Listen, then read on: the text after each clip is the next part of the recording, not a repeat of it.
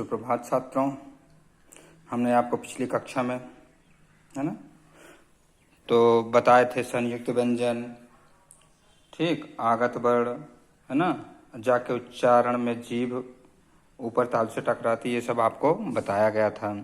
तो आज हम आपको बताएंगे आगे रकार और रेप। रकार क्या है बेटा, देखते हैं। हलंत वाले व्यंजन के बाद जब जो हलंत वाला व्यंजन है उसके बाद जब रा आता है तो उन्हें नीचे बताए गए अनुसार लिखते हैं। जैसे देखिए आपका क्या है, का है बेटा, का के नीचे हलंत है, धन र है, बराबर क्या हो जाएगा आपका, क्र हो जाएगा। और शब्द आपके बनेंगे जैसे है क्रम, चक्र, वक्र, नम्र इत्यादि, ठीक।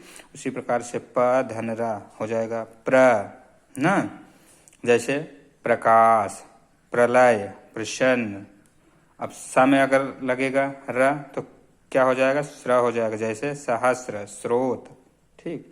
तो आगे देखिए रेफ, वो रकार हुआ आपका। अब रेफ देखते हैं बेटा, हलंत वाले रा के बाद कोई व्यंजन आए, जब हलंत वाले रा हों तो उसके बाद कोई व्यंजन आए तो रा को रेप, रेप मतलब ऊपर जो है ना मात्रा लगाते हैं, ठीक, उसको रेप के रूप में अगले व्यंजन के ऊपर लगाते हैं। जो अगले आने वाला व्यंजन होता है उसके ऊपर उसका प्रयोग करते हैं। जैसे देखिए रा आ गया, धन दा है, ठीक।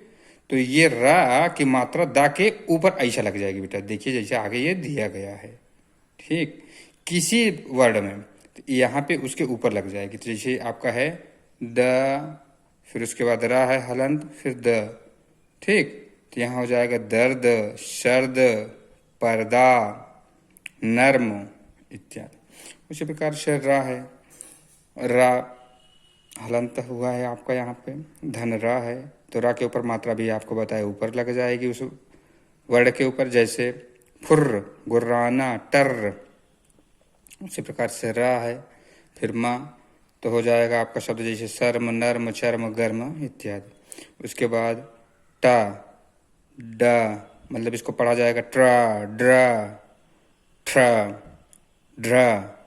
तो ये करा है टा, ठा, डा या ढा के बाद रा आने पर इसके नीचे लगाकर लिखते हैं। कौन कौन से शब्द आपका है, टा, ठा, डा, ढा ना, टा, ठा, डा, ढा, ये चार वर्ण हैं। उसके बाद र आने पर जब रा आता है तो उसको नीचे लिखते हैं। जैसे टा है, टा के बाद आगे रा आया है, हाँ, तो ट्रा हो गया, जैसे राष्ट्र, ट्रक, ट्रॉम, ठीक।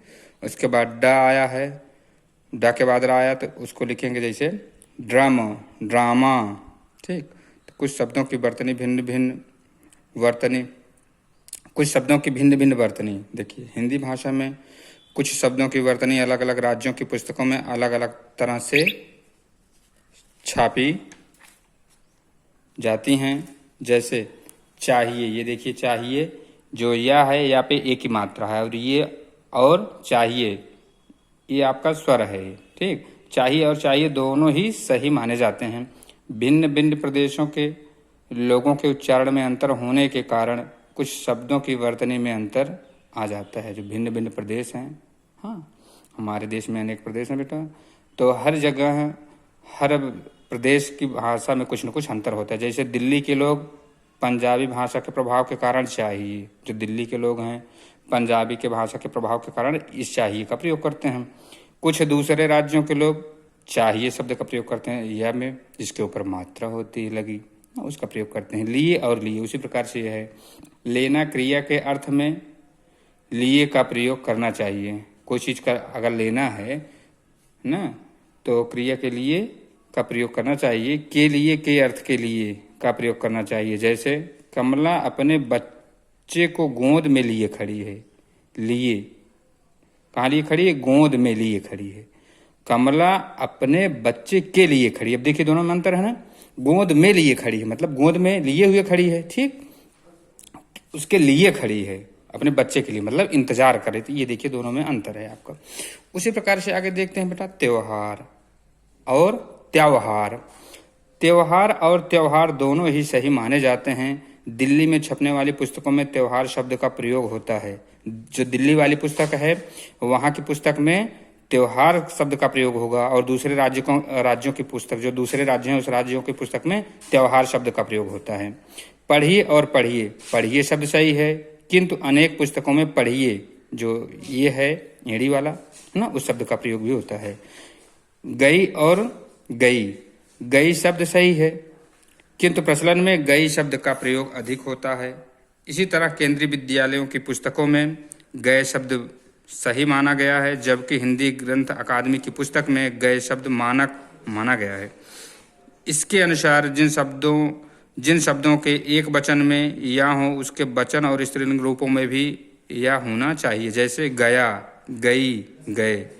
इसी तरह जिन शब्दों के एक वचन में आ हो उनके बहुवचन में ए और स्त्रीलिंग में ई होने चाहिए, जैसे हुआ, हुए, हुई। इसी तरह आगे लिखे शब्दों को देखिए, जैसे बेटा आपका है ये दीजिए ना, दीजिए, समझाइए, समझाइए, बनाइए, बनाइए, कहिए, कहिए। अतः आप अपने क्षेत्र के उच्चारण के अनुसार इनमें से किसी वर्तनी को अपना सकते हैं। तो ठीक है बेटा, तो आज की कक्षा यहीं पर समाप्त करते हैं। आप इसको पढ़िए, जो समझ में आए उसको कमेंट करिए, ठीक ना। तो साथ साथ में कॉपी आप कंप्लीट करते चलिए। कॉपी कंप्लीट करके आप मेरे पास उसकी फ़ोटो खींचकर भेजिए, जिससे आपकी कॉपी चेक की जा सके। ठीक है बेटा, तो धन्यवाद।